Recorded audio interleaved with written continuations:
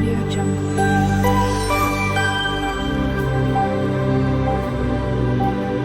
Audio Jungle.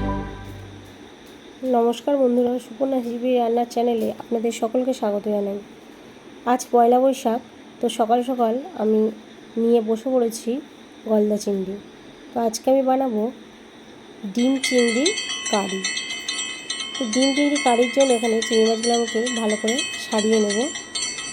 এদিকে চিংড়ি মাছ দিয়ে আলু দিয়ে যেহেতু করবো, আলুগুলো কেটে নিয়েছি। এর জন্য আমি মশলাটাও রেডি করে নিয়েছি। এবার কড়াই তেল দিয়ে তেলটি ভালো করে গরম হয়ে এলে এর মধ্যে চিংড়ি মাছগুলিকে আমি ভেজে নেব। চিংড়ি মাছগুলি ভালো করে ভেজে নেওয়া হয়ে গেলে ওই তেলের মধ্যেই একটি ডিম ফাটিয়ে তার মধ্যে একটুখানি পেঁয়াজ বাটা, রসুন বাটা, সামান্য নুন আর একটু লঙ্কার গুঁড়ি দিয়ে ডিমটি ভালো করে ফেটিয়ে নিয়ে ওই ভেজে রাখা চিংড়ি মাছের যে তেলটুকু ছিল তার মধ্যে ডিমটিকে আমি নেড়ে চেড়ে ভেজে নেব।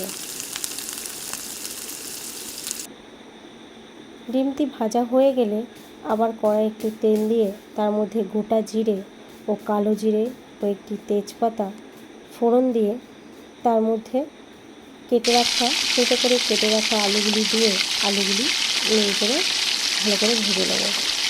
এর মধ্যে পরিমাণ অনুযায়ী সামান্য নুন ও হলুদ দিয়ে দেবো। এদিকে আলুটিকে নেড়ে চেড়ে একটু ভাজা হয়ে এলে এর মধ্যে পেঁয়াজ বাটাটি দিয়ে আবারও আলুটিকে পেঁয়াজ বাটার সঙ্গে ভালো করে ভেজে নেব। এদিকে এর জন্য যে মশলা রেডি করে রেখেছিলাম, যেমন জিরে বাটা, রসুন বাটা, আদা বাটা, পেঁয়াজ বাটা, সমস্ত মশলাগুলিকে আমি এর মধ্যে দিয়ে দেবো। আলুর মধ্যে দিয়ে মশলাটিকে ভালো করে কষিয়ে নেব। এর মধ্যে পরিমাণ অনুযায়ী নুন দিয়ে দেবো এবং টেস্টের জন্য সামান্য একটুখানি চিনি দেবো। চিনিটা আপনারা চাইলে নাও দিতে পারেন। এবার ভালো করে কষিয়ে জল দিয়ে আলুগুলি সেদ্ধ হওয়ার জন্য চাপা ঢাকা দিয়ে দেবো। ঝোলটি ফুটে এলে ভেজে রাখা চিংড়ি ও ডিম ভাজাটি এর মধ্যে দিয়ে দেব এবং এটি একটু ফুটিয়ে সামান্য গরম মশলা দিয়ে নামিয়ে নেব। তো এই চিংড়ি কারি আমার একদম রেডি। তো আপনারা চাইলে এইভাবে আমার মতো করে এগ চিংড়ি বানিয়ে করে খেয়ে দেখতে পারেন।